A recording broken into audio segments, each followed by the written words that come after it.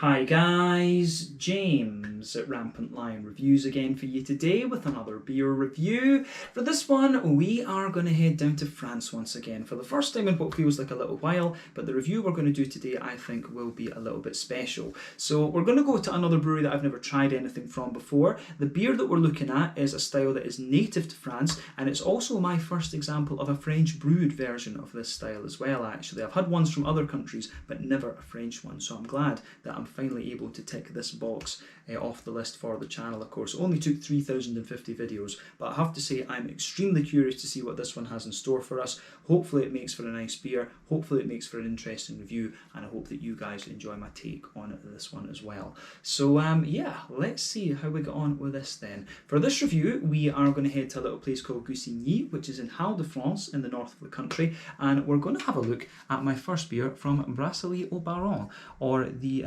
Brasserie Bière, as they're sometimes known. So this particular beer is called the Cuvée de Jonquilles. It comes in at 7% ABV, and this one is a Bière de Garde, or a farm beer, as you would translate the name into English. But the name of this beer is essentially the mix of the daffodils, which I thought was quite interesting. But yeah, as I said, my first example of a French brewed Bière de Garde. So we got this beer here in Sweden as part of the tillfälligt temporary assortment through Systembolaget. I can't remember exactly when I got a hold of this one, but I think it was either March or April. So I have had this one sitting in the fridge for a little while, and it's taken me a wee bit of time to get around to finally filming this review. But we are here now, and as I said, I'm really looking forward to this, my very first French brewed Bière de Garde. So yeah, let's get started then. So, as always with my reviews, I'll tell you a little bit about the brewery before we taste the beer. If you want to get straight to the tasting, just fast forward. All the usual links are in the video description below. That's the brewery website, the link to my other reviews that hopefully I can do in the future from Brasserie au Baron. This is the very first time I'm trying one of their beers, as I mentioned, but there's all the usual social media down there. If you want to see more reviews, do please consider subscribing to the channel. The whole channel, of course, has a geography-based tagging system, so you can go into the homepage and search for beer based on country, city, state, county, province, prefecture, whatever it is you happen to be interested in. Do check out the playlists of beers from different countries. There is one there for the French beers that I've reviewed for you. That's being added to whenever I get the opportunity, but not as often as I would like. As I've explained before, French beer is really quite difficult to get outside of France, but hopefully that changes soon. But as always, please do get in touch and let me know some of the other beers and breweries that you guys would like to see me review. It's always great to hear from you guys that are watching the videos, and the support that you show the channel is hugely appreciated. So anyway, on to my brewery notes then to tell you a little bit about Brasserie au Baron, or the Brasserie Bière, as they are sometimes known, and I will apologise in advance for any bad French pronunciations. It's been a very long time since I studied French at school. But anyway, so Brasserie au Baron, as I've mentioned to you already, are based in Gussignies, which is in Haut-de-France in the north of the country, right on the Belgian border actually, just to the kind of southeast of Lille. But Au Baron is actually a small bistro in the town where the workers used to meet, and in 1973 it was acquired by Alain Baillot and his wife Danielle. But apparently the family has a history of brewing that goes back to 1900, with many of the family actually having worked for other breweries. But it wasn't until 1989 that they finally had their own brewery, which was set up by Alain and his father. But apparently they bought their brew kit from another brewery in the area that was going out of business, and this was installed in an extension that they built onto the back of the restaurant premises. And some sources say that the brewery is actually known as Brasserie Bière, and I'm not 100% sure about this because I've seen contradicting things on this, but from what I understand it is the Restaurant au Baron and the Brasserie Bière, but they are, I'm not sure if they're separate entities or exactly what, but that is what some of these sources are saying. So there's Brasserie Bière, there's the Restaurant au Baron, but I have seen this beer listed as being from Brasserie au Baron, so not 100% sure, let's just leave it there. But in 2008, Alain's son Xavier took over the company, and since 2011 they've also run a distribution business for the Baron beers in Belgium. But the brewery itself produces around 1,800 hectolitres per year, or what would that be, around 180,000 litres, and as of As of August 2021, these guys have produced 13 different kinds of beer so far. Mainly traditional, sort of like Belgian, French, low country styles, I guess we could say. But yeah, just a small number of beers from these guys. They are a very, very small operation, of course. But yeah, that was all the information I was able to find out about the Baron Brasserie, however you want to describe these guys. But yeah, a really nice, kind of small, family-run business, which is common both in Belgium and France and the Netherlands to an extent as well. But yeah, really kind of interesting that it's this beer that I come across as my first French bière de garde, because there must be ones that are brewed on a larger scale, of course, but this is the one that appeared through Systembolaget up here in Sweden, so that is pretty cool. But yeah, as I say, that's everything that I have for the history section of this video. If you want to learn more about these guys, you can check out the brewery website, you can follow them on Facebook and Instagram to keep up to date with all the latest goings on, and you can of course check out the Rate Beer, Untappd and Beer Advocate pages to learn a little bit more about all the different beers that these guys have done. So yeah, let's get on and have a look at the beer itself then. So I do have a little bit of data on this beer. So as I mentioned to you at the start of the video, this one is a 7% bière de garde. It was first produced back in 1990. The name, the Cuvée des Jonquilles, literally translates into English as the blend of the daffodils, but it's hopped with Strisselplatz, Hallertau and Brewer's Gold, and it also has a Pilsner malt base. So the hop that's in there that you might not have heard of will be Strisselplatz, which is a French hop from the Alsace-Lorraine region in the east of the country. It gives you somewhere between 2 and 5.5% alpha acid, and it's supposed to give you a nice kind of herbal and grassy flavour to the beer actually. But yeah, remember that the bière de garde as a style, in my experience, is not too far away from a saison. Actually, it's kind of similar to that.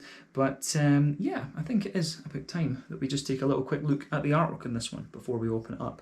But as you can see, the artwork on this is pretty nice. It looks like a kind of classic old school sort of artwork there. But yeah, it's an unfiltered beer, as it says on the top there, lait fermenté en bouteille non filtré. So I hope we don't have to care about this one potentially exploding. But since it's a 750, I don't think we need to care too much about that. I'm just checking that the sediment is okay, because you do want these farmhouse beers to be a little bit, you know, hazy and things. You want that kind of yeasty goodness to them. But yeah, nice artwork on this one. As you can see, it's got one of these cork tops, and it's that birds. No, I'm not sure, I think it's angels that's on the top there. But yeah, nice kind of cork top on this one. Green bottle. In terms of price, I actually can't remember what I paid for this. I want to say it was maybe about 100 Swedish krona.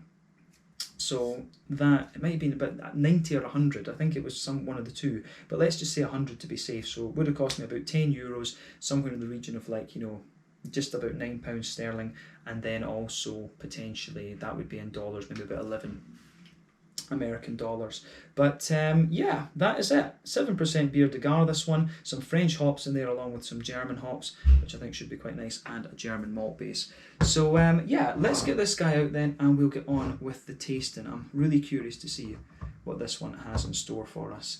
But yeah, I think this will be quite nice. But yeah, it actually says on the, we've actually got a custom cork here as well. Oh, there we are. Yeah, so just let that calm down. You can see a nice bit of smoke on the opening there. Just look at that. But the beer has behaved itself. So we'll pour it in just a second. But as you can see on the cork there, it does say Brasserie au Baron. So I guess that will be what we'll be naming the video, rather than Brasserie by Lo.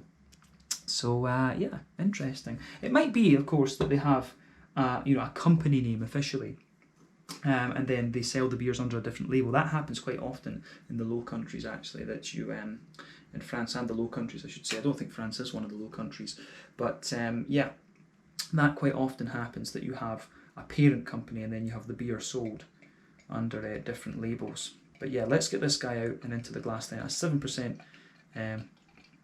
Bière de garde from Gussignies in Haut-de-France in the north of France. My first ever French brewed bière de garde. Really looking forward to this. So yeah, that's about 1/3 of it in the glass, I would say, maybe a little bit more. Let me just line this up again so that my OCD is quite happy. But yeah, anyway, this looks pretty impressive, I have to say. So before the head disappears on this beer, you can see that it's poured with about a 2/3 finger of a frothy, I would say, perfect white head on this beer. In terms of the colour, It looks very, very nice. It's got a lovely, very kind of bright yellow colour to it. I mean, it actually just looks a little bit, you could say this beer looks a little bit like a kind of New England IPA or something like that, to be honest with you. It's kind of similar in colour to all of those. But yeah, one or two big bubbles sticking towards the side of the glass, a few little ones going up towards the bottom of the head there. But overall, it looks really nice and lovely and hazy. So remember, the colour of your beer depends on 1, the type of malt that you use.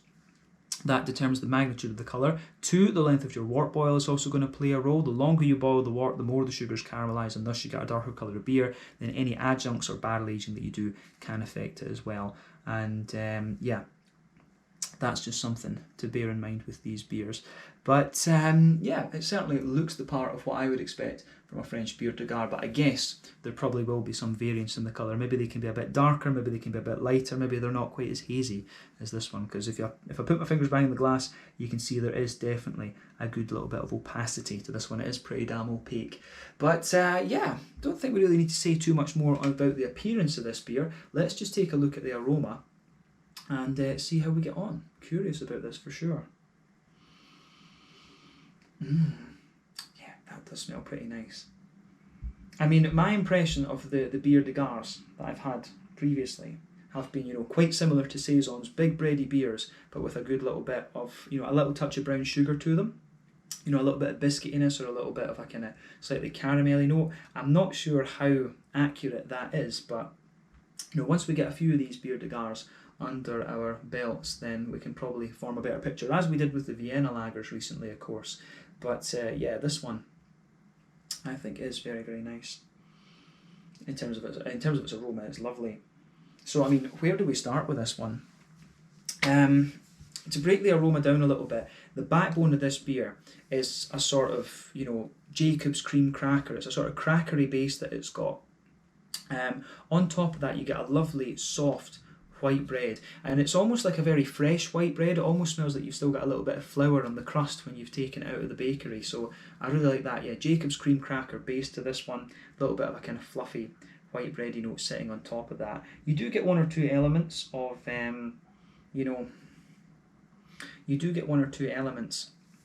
of a kind of wheaty note out of this. Like at the back of the nose, there is a little bit of a kind of bitey, wheaty quality, and it almost smells like some of the bready characteristics are a little bit thicker almost. So I don't know, is there wheat in this?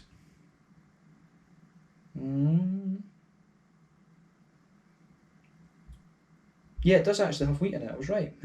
Cool. Yeah, it does have a bit of wheat in it, this one. So yeah, I was thinking there was a little bit of bitiness in the aroma to this beer. So it does have wheat in it. Didn't know that you would do that. I thought, that was why they had wheat beer as well, because of course the styles that would be similar to this would of course be the Belgian Saison and the wheat beer. But yeah, you certainly get a wee bit of wheaty character in this one. So, you get little hints of that kind of banana, clovey sort of thing out of this one. You can smell that particularly towards the back of the nose. So a little bit of a banana, clovey kind of note in there, which I do like. But yeah, the aroma out of this is quite nice. So it's got one or two, as I say, sort of crackery base to it, soft white bread sitting on top of that, some of that kind of floury element as well, which is interesting. And then on top of that, as I say, you get a bit of a thicker wheaty note, and at the back of the nose you get a bit of the wheaty bitiness. You can also smell a little bit of the kind of clovey element to it, a little bit of a kind of banana sort of note as well. But I think it does go together really nicely, this beer, so it gets a big thumbs up from me in from that side of things. So yeah, I do like how this one goes about its business, that's for sure. You can smell a little bit of the Pilsner malt in this as well. The more that your nose adjusts to this beer and gets used to the things, you certainly get a wee bit of that kind of crispness from the Pilsner malt. And as I've said in other reviews before, I find Pilsner malt is a bit annoying to describe in terms of aroma, because you just smell crispness out of it, and there's nothing else you can really say about it other than the fact that you get a wee bit of biscuity quality in there. So for me, you do notice with this beer there is a little element of a kind of McVitie's digestive biscuity, brown sugary sort of thing going on with this one. So I can really appreciate that in this beer, that's for sure.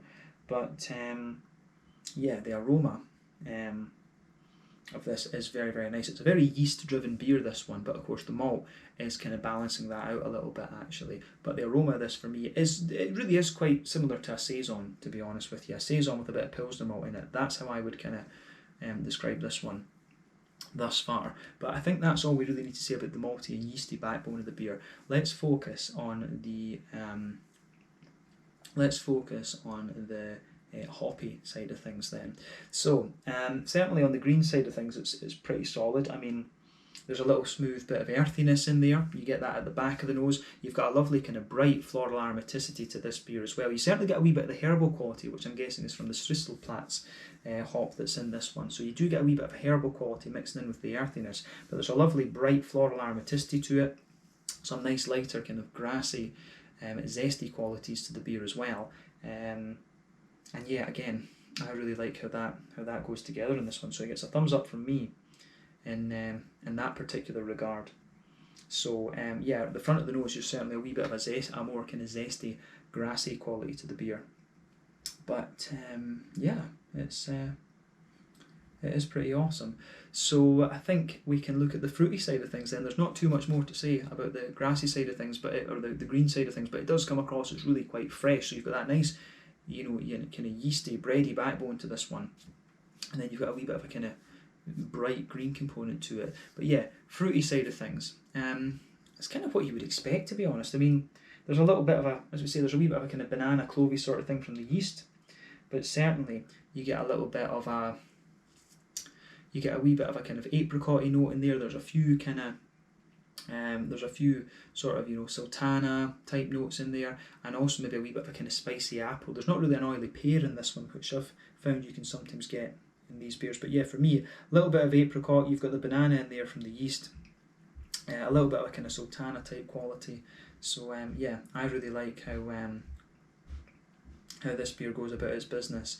So yeah, fruity side of this one is kind of what you would expect, and there's a wee bit of kind of zestiness in there as well. You do get a little bit of that kind of lemony, zesty, grassy quality out of the beer. So yeah, interesting stuff, that's for sure. But yeah, take a bit of time to ponder over the aroma of this beer before you get stuck into it. That is always half the experience when it comes to craft beers and sakes and all these kind of things. But I think it's about time that we have a taste of this beer. So yeah, this one is the Cuvée de Jonquilles, the blend of the daffodils, a 7% beer de Garde from Brasserie in Gussignies, if I'm pronouncing that right, in Haut-de-France in the north of the country. So let's get stuck into this one. Slange, skål, cheers, or as they would say in France, santé. There we go.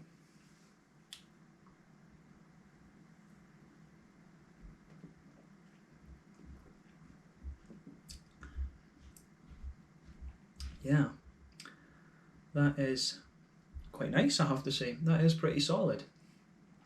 It is pretty much just like a saison, a slightly sweeter saison, I would say.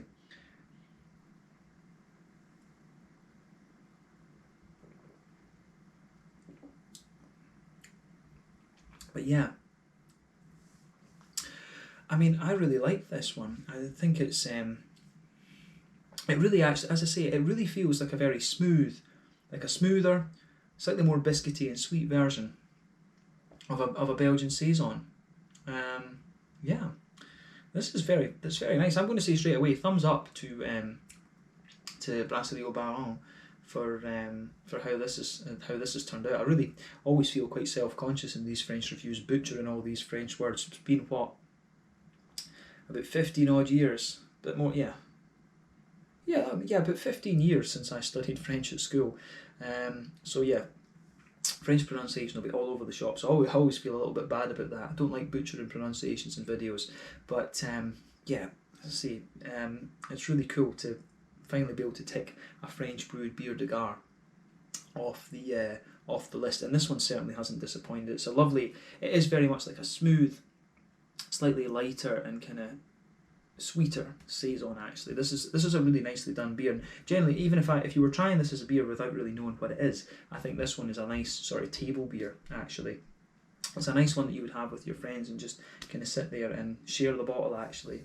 So I like that about this. I've always found saisons to be quite heavy. For me, saison beers are kind of tasters rather than sessioners. But this one feels a little bit lighter, and it feels like, I maybe could, if I was having an evening, I could probably drink one of these myself, but normally I would share this beer. I very rarely drink outside of the reviews anyway, as I've mentioned many times, but this is lovely. So thumbs up to Auban for this.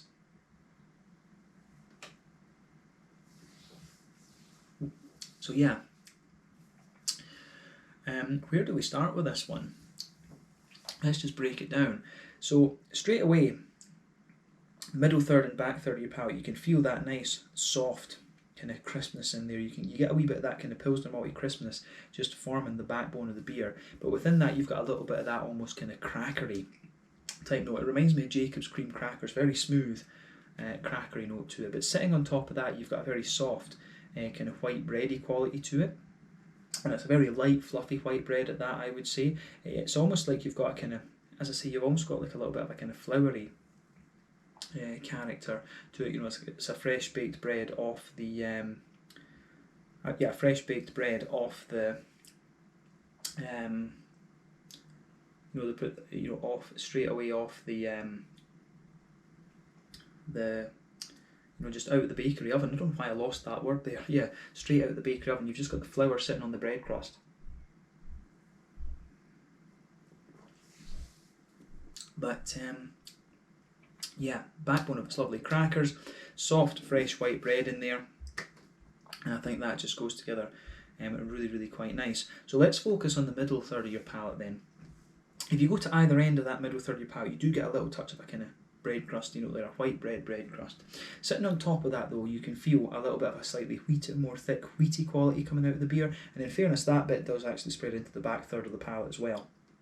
But yeah, on top of that white bread, on top of the wheaty layer I should say, it's kind of interesting because you can feel the sort of yeasty qualities of the beer creeping forward. So on the back half of that middle third of your palate, you can feel there's a bit of Pilsner malty crispness kind of sitting on top of that, but then you get some of the yeasty elements just creeping over, and that's where you get a little bit of the kind of banana clovey type element out of the beer. Then as you move into the front half of that middle third of your palate, underneath all of that you do get one or two little woody elements emerging from this one.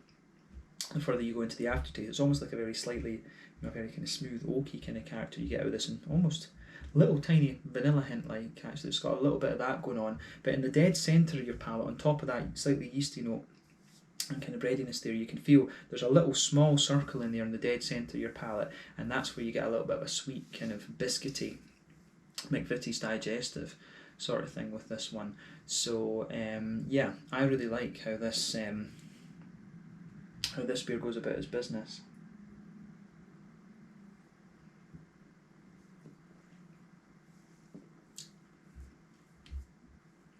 So yeah,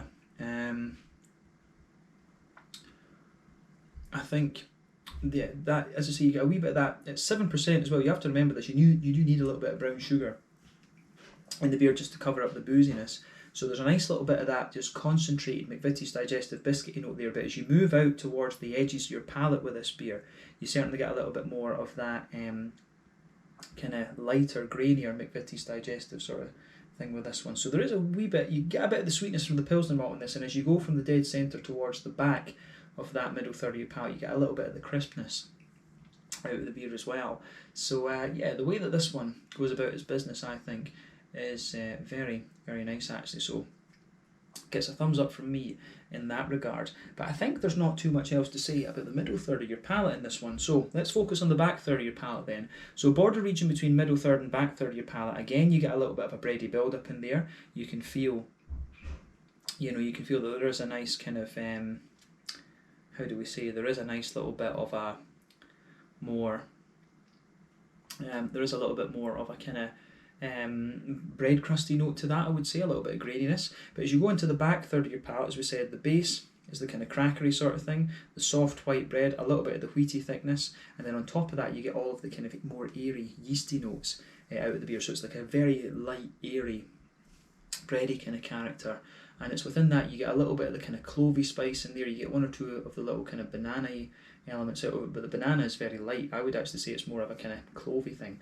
You know, I don't know, coriander doesn't quite, it has a little bit of a coriander-like flavour, but it's not quite strong enough to be coriander, I would say.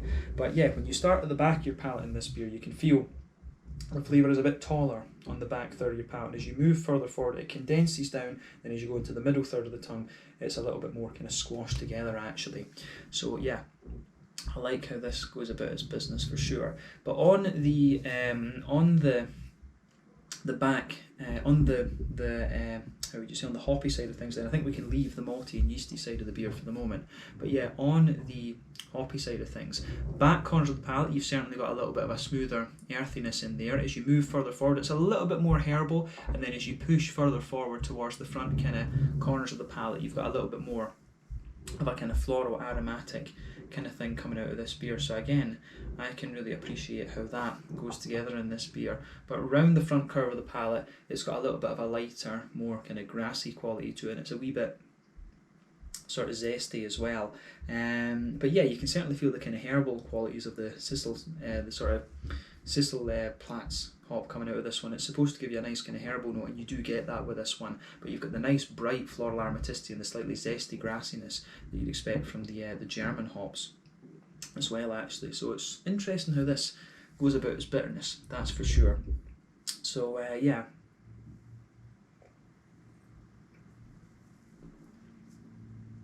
One thing that's just entered my mind as well with this beer is probably called the Mix of Daffodils because it's a spring.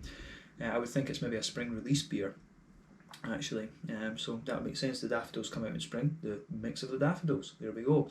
But yeah, green component of this one I think is quite nice. It's not going to blow the head off you in terms of bitterness, this beer, but we'll come to that when we look at the mouthfeel in a second. But yeah, let's focus on that front third of your palate then.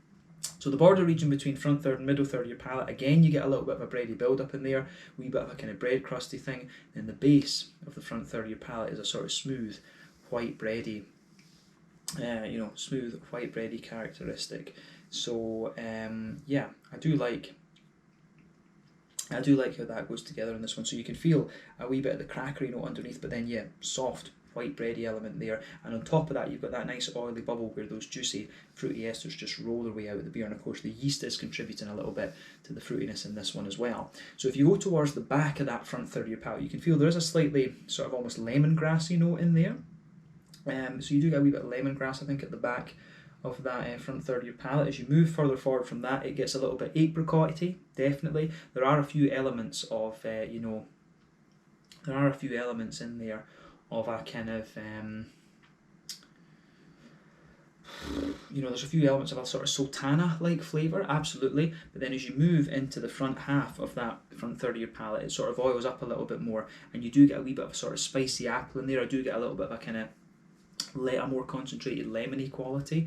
So yeah, these are all things that you kind of expect from this sort of style, if you like. There's maybe a wee tiny touch. I do get a little tiny touch of like an oily gooseberry underneath as well, which is kind of interesting. So yeah, an almost lemongrassy note at the back of the front third of your palate.